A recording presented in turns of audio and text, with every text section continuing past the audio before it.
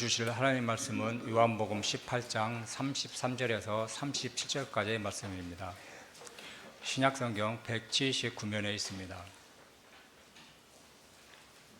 요한복음 18장 33절에서 37절까지의 말씀 봉독하겠습니다. 이에 빌라도가 다시 관장에 들어가 예수를 불러 이르되 내가 유대인의 왕이냐? 예수께서 대답하시되 이는 내가 스스로 하는 말이냐? 다른 사람들이 나에 대하여 내게 한 말이냐? 빌라도가 대답하되 내가 유대인이냐? 내 나라 사람과 대제사장들이 너를 내게 넘겼으니 내가 무엇을 하였느냐? 예수께서 대답하시되 내 나라는 이 세상에 속한 것이 아니니라. 만일 내 나라가 이 세상에 속한 것이었다라면 내 종들이 싸워 나로 유대인들에게 넘겨지지 않게 하였으리라. 이제 내 나라는 여기에 속한 것이 아니니라. 빌라도가 이르되 그러면 내가 왕이 아니냐? 예수께서 대답하시되 내 말과 같이 내가 왕이니라. 내가 이를 위하여 태어났으며 이를 위하여 세상에 왔나니 곧 진리에 대하여 증언하려 함이로다. 무릇 진리에 속한 자는 내 음성을 듣느니라 하신대. 아멘. 어려서 흔하게 그리고 가장 먼저 접했던 게임은 장기였습니다. 친구들과 둘러앉아서 장기를 두곤 했습니다.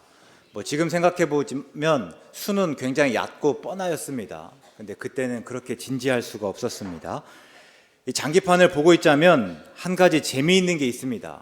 흔히 우리가 중요하게 여기는 게 차나 포입니다. 차는 이 끝에서 저 끝까지 막 다닐 수 있고, 또 포는 같은 포를 제외하고는 누구든지 뛰어넘고 또 어디든지 다닐 수 있습니다. 차, 포 아니고서는 마와 상도 마찬가지입니다. 그냥 장기판을 종횡무진 다닙니다. 근데 한가운데 있는 궁은 옆으로 2칸, 아래로 2칸, 총 4칸 안에서만 움직일 뿐 그 밖을 나가지 못합니다. 이 끝에서 저 끝까지 다니지도 못하고 또 다른 말을 뛰어넘지도 못합니다. 그래서 힘이 없고 그래서 매력적인 기물은 아닙니다. 근데 가만히 생각해 보면 장기는 상대의 궁을 잡는 게임이고 또 우리의 궁을 지키는 게임입니다. 궁은 힘이 없고 그래서 매력이 없을지는 모르지만 분명 가장 중요한 기물입니다. 궁이 없는 장기는 생각할 수가 없습니다. 아무리 차포가 살아 움직이고 또 마와 상이 날고 긴다고 해야 그것들은 궁을 위하여 존재하고 언제든지 궁을 위해 희생해야 합니다. 본문은 그 궁, 그 왕에 대한 이야기입니다. 요한복음에서 유대인들이 예수님을 죽이기로 한 것은 예수님이 안식일에 병든 사람을 고치면서부터입니다. 요한복음 5장에서 보시면 베데스다 못에서 예수님은 병에 걸려 38해 동안이나 아프고 절망한 사람을 고치셨습니다.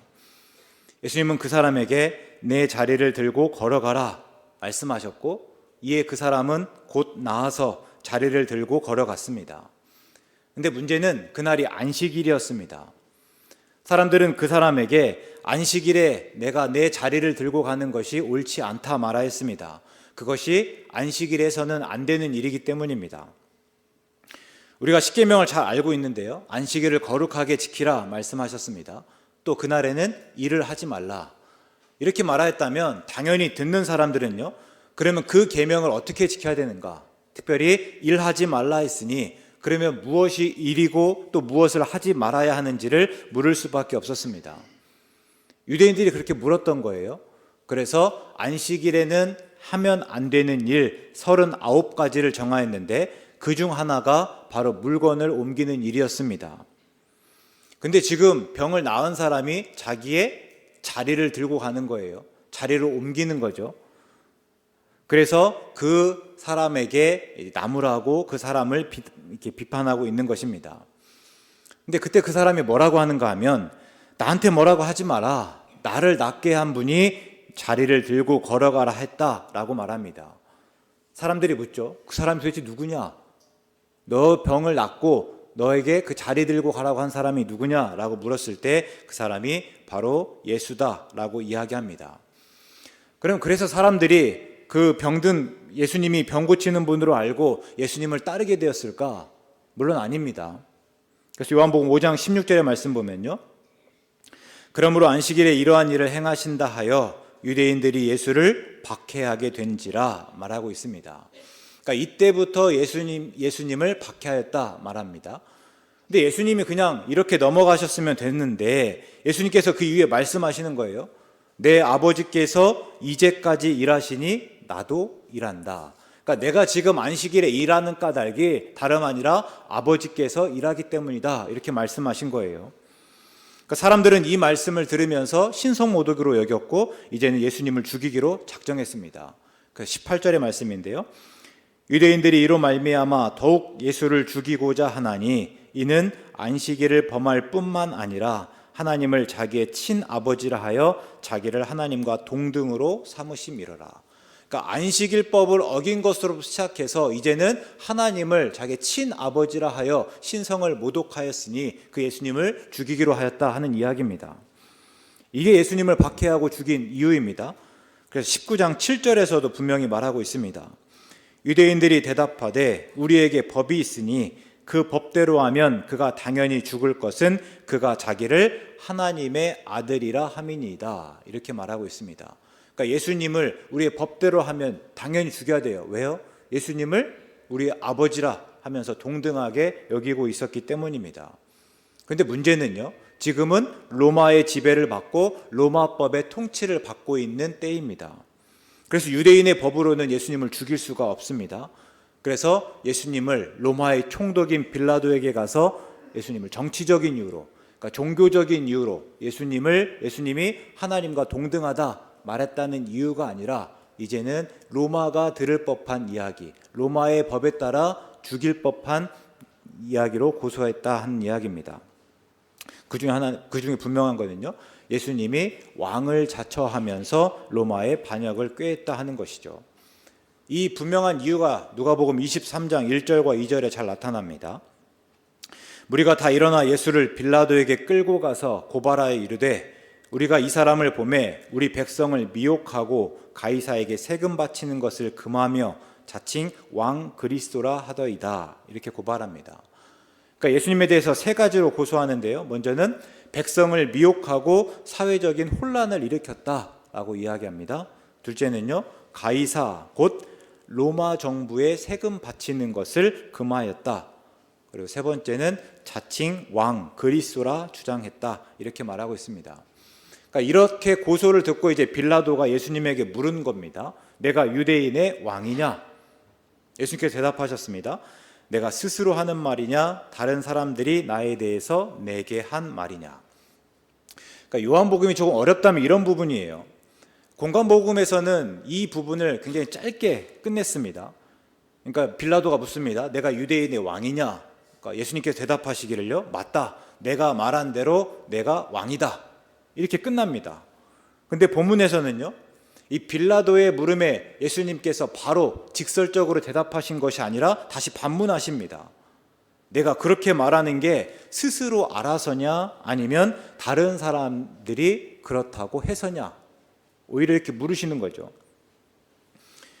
우리가 남자들은 때로 쓸데없는 일에 관심을 가질 때가 굉장히 많습니다. 그래서 신데렐라 이야기를 한번 생각해 보면요, 신데렐라 이야기를 다 듣고 나서 다행이다, 이제 왕자와 이게 만나게 됐으니 아름답다, 이렇게 감격하는 게 아니라 무슨 생각한다는 거예요? 신데렐라 구두가 왜 벗겨졌을까? 분명히 뒤에 보면요, 신데렐라 발에 그 구두가 꼭 맞았다 하잖아요. 그죠? 다른 사람 거가 아니라 그 신데렐라의 발에만 꼭 맞는 구두가 왜 그때 벗겨졌냐 하는 거예요. 벗겨질 수가 없는데 어떻게 벗겨졌을까? 이런 생각하는 게 남자들이다. 이런 이야기를 하거든요. 근데 예수님도 남자여서 그럴까요? 예수님의 물음이 너무 생뚱맞습니다. 지금 상황이 어떻습니까? 지금 고발당해 와 있는 상황이에요. 거기다가 곧 죽게 될 상황입니다. 근데 그 상황에서 과연 네가 유대인의 왕이라고 물었을 때 그걸 네가 스스로 알았는지 다른 사람을 통해서 알았는지, 그게 그렇게 중요한 물음입니까? 예수님께서 이 물음을 왜 가졌을까? 저도 본문을 묵상하면서 꽤 오랫동안 머물렀던 대목입니다. 근데 이게 빌라도가 대꾸합니다. 내가 유대인이냐? 무슨 말입니까? 내가 유대인도 아닌데 당신이 왕이든 아니든 아무 관심 없다. 이런 얘기합니다. 그러니까 앞에서 예수님의 물음으로 한다면 굳이 두 번째입니다. 빌라도는 예수님이 왕인지 아닌지 다른 사람들이 다른 사람이 말해서 그렇게 지금 따지고 있지만 본인은 아무런 관심이 없다 이야기하고 있습니다. 빌라도는 다만 대제사장을 비롯한 유대인들이 예수님을 그렇게 고소했기 때문에 해결하려고 할 뿐이다 하는 거죠. 그리고 계속 말합니다. 내 나라 사람과 대제사장들이 너를 내게 넘겼으니 내가 무엇을 하였느냐. 그러니까 네가 왕이라면 당연히 너를 유대인의 왕이라 한다면 너를 따라야 하는데 왜 너를 따라야 할 사람들이 너를 고소하고 있냐 이 물음입니다. 도대체 뭘 했길래, 도대체 그들에게 어떻게 밉보였길래 그 사람들이 너를 고발하였느냐 하는 물음이죠. 예수님이 대답하셨습니다. 36절의 말씀 보면요, 내 나라는 이 세상에 속한 것이 아니니라. 만일 내 나라가 이 세상에 속한 것이었더라면 내 종들이 싸워 나로 유대인들에게 넘겨지지 않게 하였으리라. 이제 내 나라는 여기에 속한 것이 아니니라. 그러니까 예수님의 말씀을 이렇게 의역해 보겠습니다. 그러니까 빌라도 당신이 무슨 말하는지, 그러니까 왜 내가 유대인의 왕인지를 묻는지는 알겠습니다. 행여나 내가 정치적인 반란을 꾀하고 그래서 폭동을 일으킬 여지가 있는지 확인하고 싶은 거 아닙니까? 이렇게 묻는 거예요. 근데 실제로 그렇습니다. 빌라도는 로마의 총독이고 그런 일들을 막기 위해서 파견된 사람이에요. 총독의 역할은 크게 두 가지인데요. 세금 잘 걷으면 됩니다. 그리고 다른 소동 없도록 치안만 유지하면 돼요. 지금 빌라도가 특별히 예루살렘에 와 있는 까닭도 마찬가지입니다. 당시에 로마의 총독, 빌라도를 비롯해서 그 전에 그리고 그 이후에 왔던 총독들은 평상시에 다 어디에 머물렀습니까? 가이사라에 머물렀어요. 가이사라는 헤롯 대왕이 만들었는데 그냥 로마를 그대로 복사해 놓은 작은 로마라 생각하면 됩니다. 그렇기 때문에 로마에서 온 사람에게는 어느 곳보다 안락하고 익숙하고 편리하였습니다. 그러니까 늘 거기에 머물렀는데 유대인의 명절이 되면 이제 예루살렘에 수많은 사람들이 모이게 됩니다. 또 수많은 사람들이 모이다 보면 또 여러 가지 사건 사고가 있을 수밖에 없고, 그래서 빌라도도 예루살렘에 올라와 있었던 터였습니다. 그런 빌라도에게 예수님께서 하시는 말씀은 내 나라는 내가 생각하는 그런 나라가 아니다라는 것을 거듭 말씀하셨습니다. 그러니까 예수님의 나라는 세상에 속하지 않았다.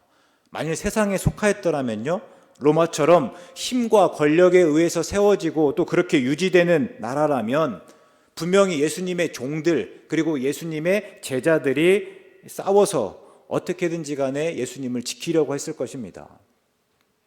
근데 아니라는 거예요. 이게 이미 앞에서 증명하셨잖아요. 예수님을 잡으러 오려고 왔던 사람들이 오자 이제 베드로가 칼을 뽑아서 그 대제사장의 종을 쳐서 오른쪽 귀를 베었죠. 그때 예수님이 그 종의 귀를 고쳐주시면서 오히려 그들과 순순히 그들을 따라오지 않았습니까? 그러면서 예수님 다시 한번 말씀하시는 거예요. 이제 내 나라는 여기에 속한 것이 아니니라. 근데 우리가 오해업도를 하나 짚고 가야 되는데요. 제가 이제 항상 본문을 묵상할 때면 보통 한 3개, 4개, 많게 5개까지 번역본을 같이 보는데요. 일단은 우리 성경이 개역 개정이니까 개역 개적 성경을 봅니다. 그리고 새 번역을 같이 보고 또 공동 번역 보고 또 개역 새 한글 성경도 봅니다.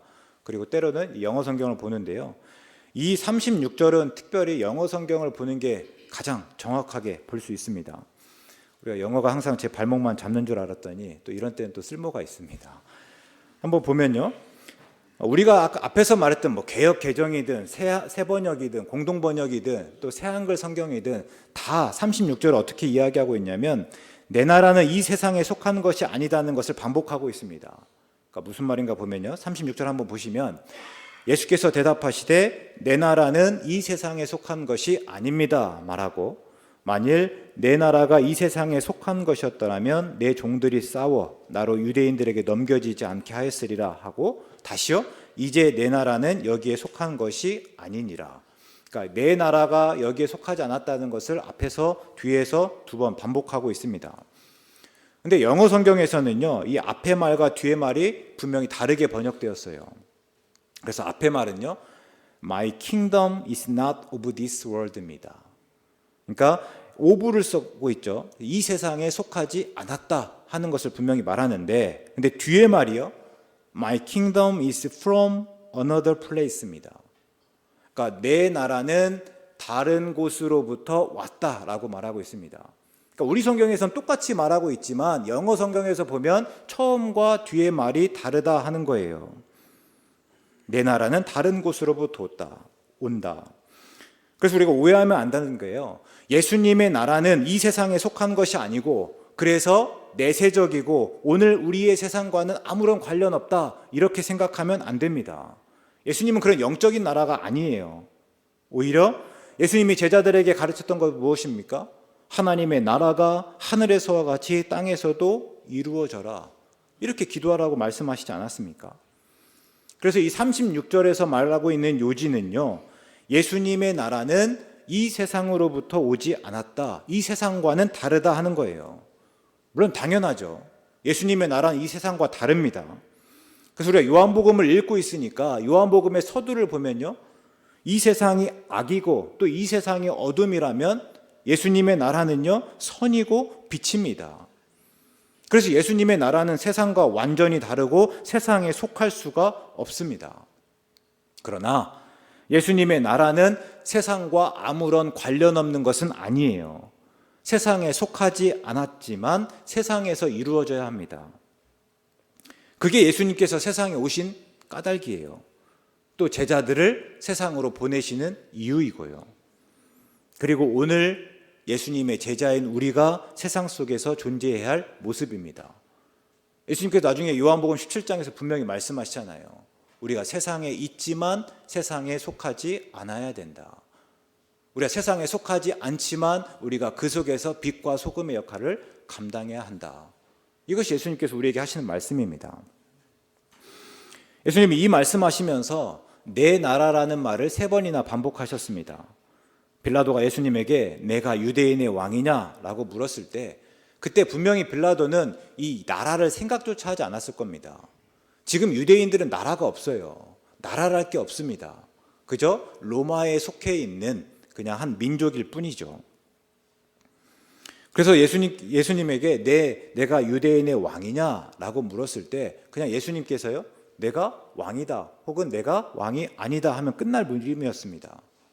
특별히 내가 왕이 아니다 했으면 더 이상 묻지도 따지지도 않을 필요가 없었던 거죠.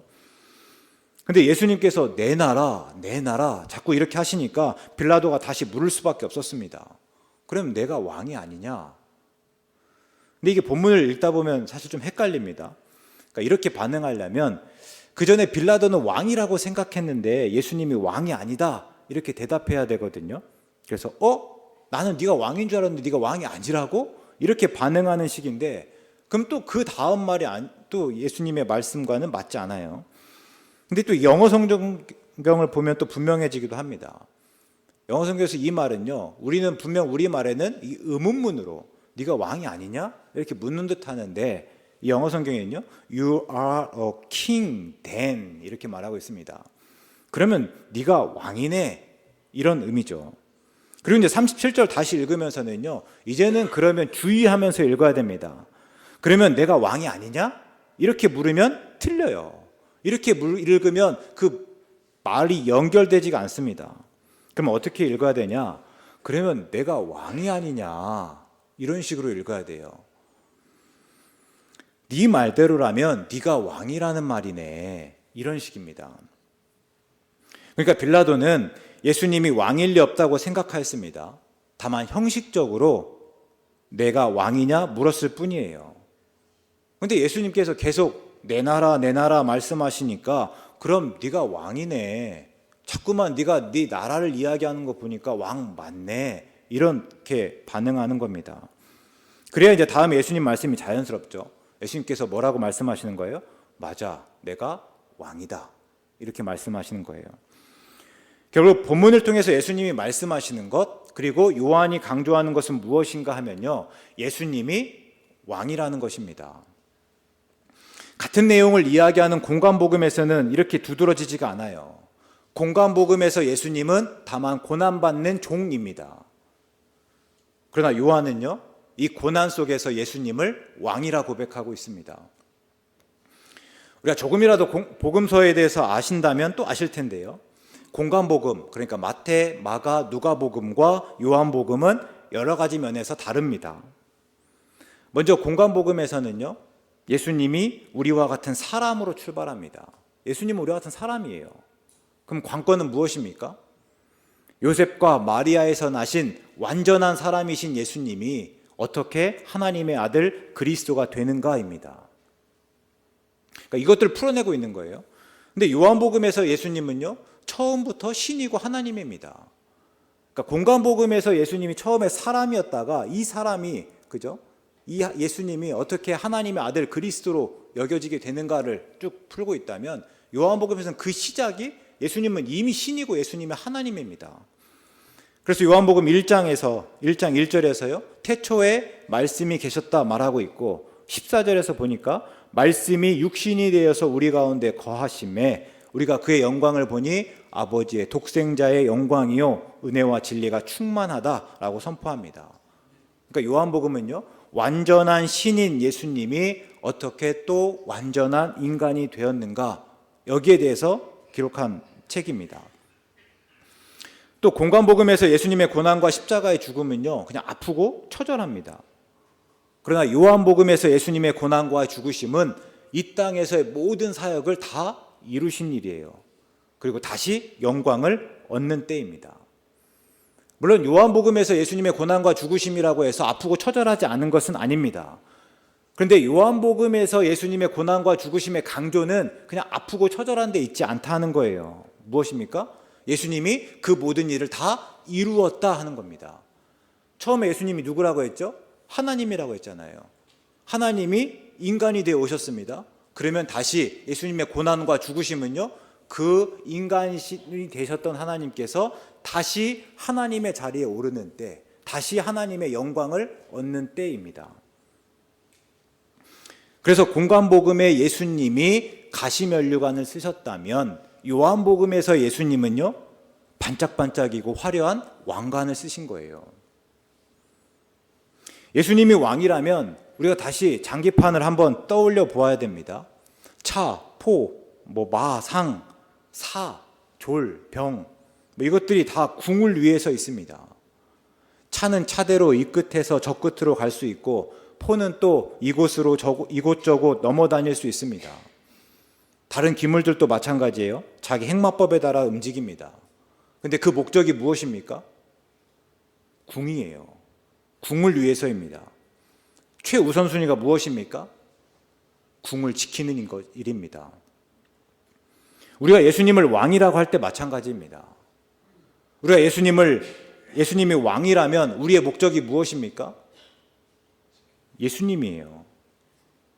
마태복음 6장에서 예수님께서 말씀하셨죠. 우리가 지지난주에 한번 살펴봤는데, 그런즉 너희는 먼저 그의 나라와 그의 의를 구하라. 왜 그래야 됩니까? 물론 맥락으로 보면 그 다음 말씀이요, 그리하면 이 모든 것을 너희에게 더하실 것이기 때문입니다. 앞에서 예수님께서 하셨던 말씀이 무엇을 먹을까, 무엇을 마실까, 무엇을 입을까 걱정하지 말라. 그리고 먼저 그의 나라와 그의 의를 구하면 먹을 것, 마실 것, 입을 것도 다 주신다. 이렇게 말씀하시거든요. 그러니까 그 맥락으로만 보면 우리가 왜 먼저 그의 나라와 그의 의를 구해야 되는가 하면 그만큼 유익이 있기 때문에, 그때 하나님께서 다른 모든 것도 우리에게 주실 것이기 때문입니다. 그러나 우리가 오늘 말씀을 읽고 오늘 말씀을 묵상하면서 왜를 묻는다고 하면요, 왜죠?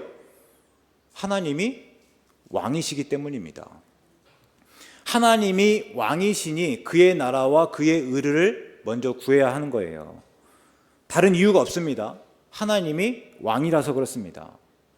하나님이 왕이시라면 마땅히 그의 나라와 그의 의를 구해야 합니다. 그래서 우리가 손해를 보고, 설령 우리가 하나님을 왕으로 섬기면서 손해를 보고 우리가 죽는다 하더라도 앞에서 말씀했던 무엇을 먹고 입고 또 마시는 문제가 다 해결되지 않는다고 해도 그래야 한다 하는 거예요. 왜? 하나님은 왕이시기 때문에요. 오늘날 여전히 왕이나 여왕이 존재하는 곳이 있지만 대부분은요, 절대군주가 아니라 입헌군주입니다. 그 말은 뭐냐면, 그러니까 어떤 왕이라고 하지만 모든 권력과 권한을 다 가진 것이 아니다 하는 거예요. 왕이지만 그 권력과 권한이 제한되어 있습니다. 근데 성경에서 말하는 왕은요, 절대군주입니다. 사사기 이후에 이스라엘 백성이 하나님께 왕을 구하였습니다. 그때 하나님께서 경고하시면서 사무엘상 8장에서요, 왕의 제도, 왕의 권한을 알려줍니다. 그러니까 너희들이 자꾸 왕을 구하는데, 야, 왕이 있는 게 어떤 의미인지 아냐? 하시면서 하나님께서 말씀하시는 거예요. 그런데 그 내용이 무엇인가 보면, 왕이 백성의 아들들을 데려다가 병거와 말을 다루는 일을 시키고 왕의 밭을 갈게 하고 곡식을 거두게 한다 합니다. 그러니까요, 이제 왕이 백성의 아들들을 데려다가 자기 일을 시키는 거예요. 딸들을 데려다가 향유를 만들게 하고 요리를 시키고 빵도 굽게 한다. 그리고 백성의 밭에서 가장 좋은 것을 가져다가 왕의 신하들에게 주고, 내가 한여름에도 그 더워 죽겠는데 피땀 흘려가지고 내가 잘 작물을 갖고 놨더니 가장 좋은 것을 가져다가 왕의 신하들에게 준다 하는 거예요. 백성이 거둔 곡식과 포도에서 열의 하나를 가져간다. 그러니까 왕은 어떤 수고도 하지 않았지만 그 가운데 하나를 가져간다 하는 겁니다. 종들 중에서 가장 뛰어난 젊은이와 종 중에서도 특별히 일 잘하고 건강한 종, 그 종을 이제 왕이 데려가고 또 나귀를 마음대로 끌어가고 끝내는 이제 백성까지 왕의 종으로 삼는다. 이게 왕의 권한입니다. 그럼 그럴 만한 타당한 이유가 있는가? 아니요, 없어요. 그럴 만해서가 아닙니다. 굳이 이유를 말하라고 하면요, 이렇게 말하는 사람이 왕이기 때문입니다. 왕이기 때문에 다 가져가고 다 내 멋대로 쓰는 겁니다. 물론 예수님은 우리에게 그렇게 하지 않으셨습니다. 우리의 것을 가지고 자기의 것으로 삼지 않으셨습니다. 우리의 것을 가져다가 왕 노릇하지 않으셨습니다.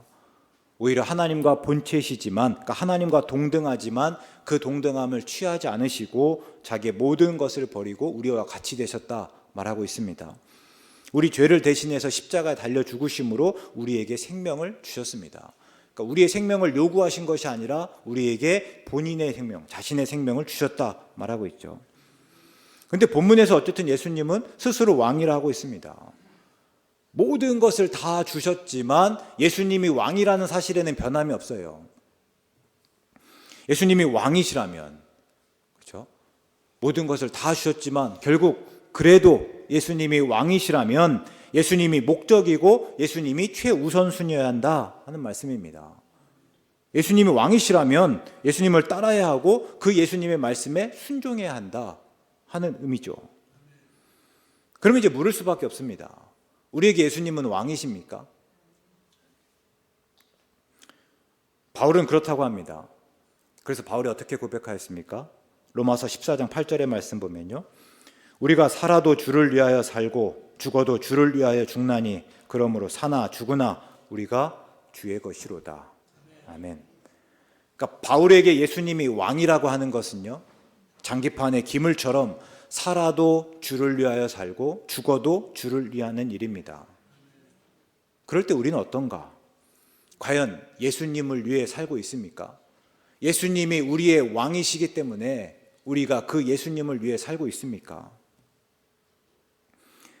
본문에서 예수님이 말씀하신 내 나라는 이 세상에 속하지 않았지만 그래서 이 세상과 동떨어진 곳은 아니다 말씀드렸습니다. 다만 이 세상으로부터 오지 않았을 뿐이고, 그러나 이 세상에 임하고 오늘 우리의 삶에서 이루어져야 한다 하는 말씀이죠. 그럴 때 예수님의 왕권이 우리에게 어떻게 미치고 있습니까? 그래서 우리는 예수님의 어떤 의도와 뜻을 따라서 어떻게 살아가고 있습니까?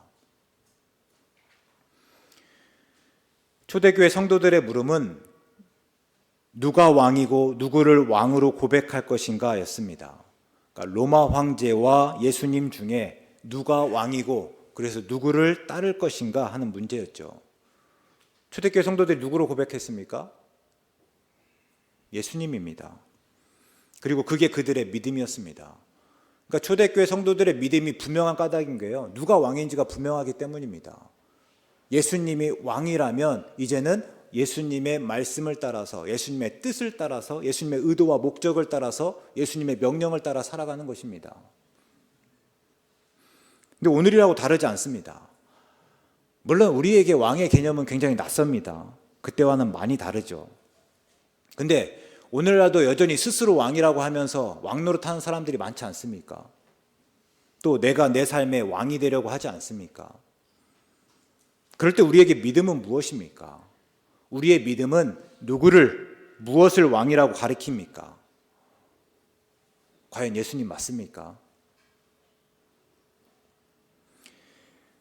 34절의 말씀을 다시 한번 떠올려 보겠습니다. 앞에서 이 물음을 예수님께서 왜 물으셨는가 저도 물었다고 했는데요. 이 물음을 계속 묵상하다 보면요, 다름 아니라 오늘 우리를 위해 주신 말씀이 아닌가, 오늘 우리에게 묻고 계신 말씀이 아닌가 생각해 보게 됩니다. 우리가 예수님을 왕이라 고백할 때 예수님이 물으시는 거예요. 이는 내가 스스로 하는 말이냐, 다른 사람이 나에 대해서 내게 한 말이냐. 이 물음에 어떻게 대답하는가에 따라서 우리의 삶은 분명 달라질 것입니다. 목사가 혹은 다른 사람들이 예수님을 왕이라고 하니까 예수님을 왕이라 해서는 안 된다 하는 말씀입니다. 그게 다름 아니라 내 고백이어야 된다. 스스로 예수님을 내 왕으로 고백하는 것이어야 한다 하는 의미입니다. 그럴 때만 예수님을 온전히 믿을 수 있고 예수님을 위하여 살고 죽을 수 있고 그 나라를 살아갈 수 있기 때문입니다. 그럴 때만 예수님을 기대하고 또 소망할 수 있기 때문입니다. 오늘이 교회력으로는 마지막 주일입니다. 그리고 다음 주일부터는 이제 대림절이죠. 그러니까 오늘까지가 이제 마지막 주일이고 다음 주일은 교회력으로 따지면 다음 주일부터는 새해가 시작되는 거예요. 그리고 이제 오늘은 왕이신, 그리고 다음 대림절은요, 이제 왕이신 예수님의 오심을 기다리는 절기입니다. 그럴 때 우리가 한 주간 이 예수님의 물음에 진지하게 답하실 수 있기 바랍니다. 우리 예수님을 왕으로 고백하지만 그게 진짜 내 고백인지 아니면 그동안 내가 익히 들어서 알고 있는 내용인지를 진지하게 생각하시고 거기에 답하심으로 오는 대림절을 진정한 기쁨과 설레임 가운데 시작하실 수 있기를 주의 이름으로 축원합니다. 감사합니다. 사랑의 하나님, 왕이신 하나님 예수님을 내어주시고 왕이신 예수님으로 하여금 다 이루시게 하시고 왕이신 예수님을 믿고 따르게 하시니 참 고맙습니다. 왕이신 예수님을 왕으로 알고 그 앞에서 우리가 어떻게 살아야 하는지를 다시 깨닫고 다짐합니다. 우리를 도우시고 그렇게 살아갈 수 있도록 인도하여 주시옵소서. 예수님의 이름으로 기도드립니다. 아멘.